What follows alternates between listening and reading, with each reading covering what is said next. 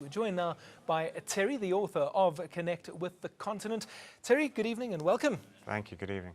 Good to have you here. You call yourself a social entrepreneur. What exactly does that mean? I think it's somebody that has a keen interest in two things in business, but also ensuring that business is social good. Right. What are your views on Africa as a business destination? I think it's a fantastic business destination. If you look at the growth rate across the continent at the moment, some countries are growing in excess of 10%. I think the IMF reckons that we're doing about $2 trillion worth of trade at the moment, and it's going to move to about $27 trillion by 2050. So, things are only getting better and things are only improving in terms of commerce and trade across the continent.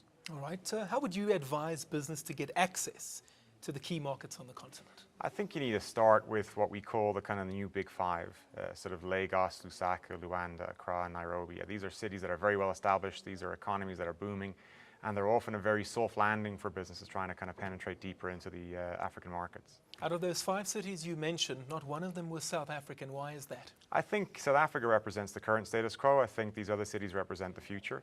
I think the South African economy is growing rather slowly. Now, obviously, what we'd like to see is South African companies connecting a lot better with their counterparts and with other economies across the African continent, because that's really where the future is. I mean, if you look at the growth rates in places like Ethiopia, it's going at 11.5%, it's 6.5% in Ghana, and so on and so forth. You look at South African growth rate at about 2.3%.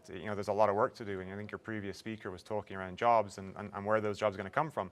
They're going to come from trading with businesses and with industry and commerce in all these wonderful places. South Africa not being left behind, are they?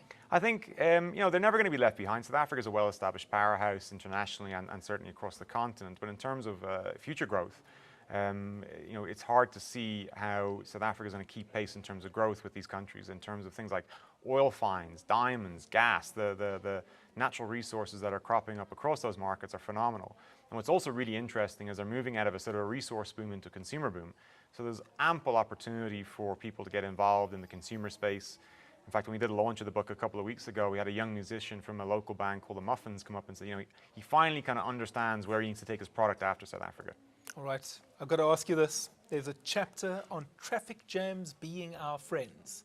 Please explain.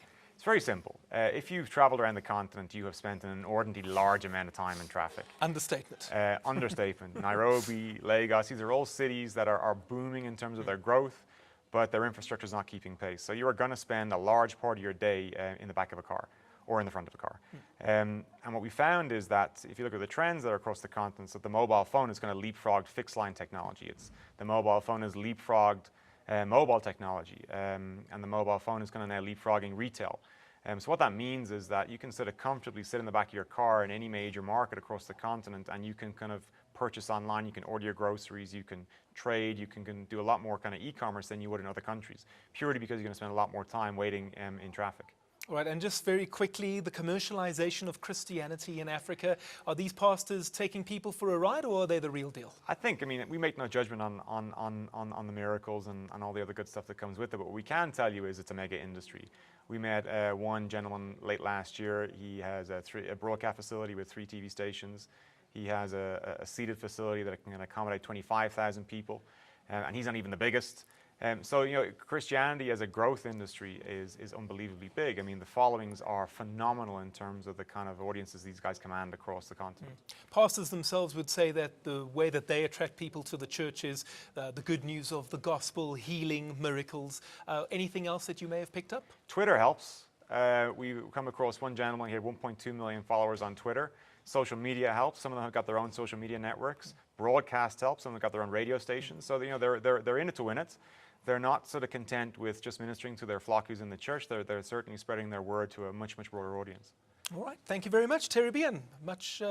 Very much looking forward to reading your book, I am. Thank you. Thank you kindly for that. That was Terry Behan, the author of Connect with the Continent.